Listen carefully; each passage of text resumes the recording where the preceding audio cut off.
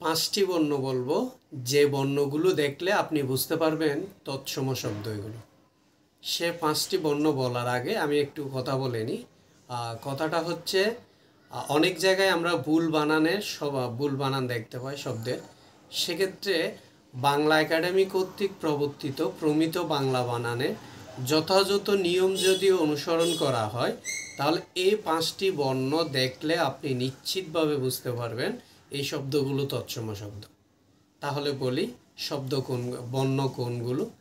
1 number রি, দীর্ঘি দীর্ঘ, এরপরে মূর্ধন্য ন, মূর্ধন্য ষ।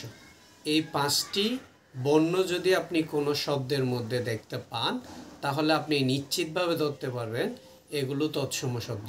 কারণ কোনো অতৎসম অর্থাৎ তদ্ভব, দেশি, বিদেশি এ ধরনের শব্দগুলোর মধ্যে এই বর্ণগুলো কখনোই ব্যবহৃত হবে না।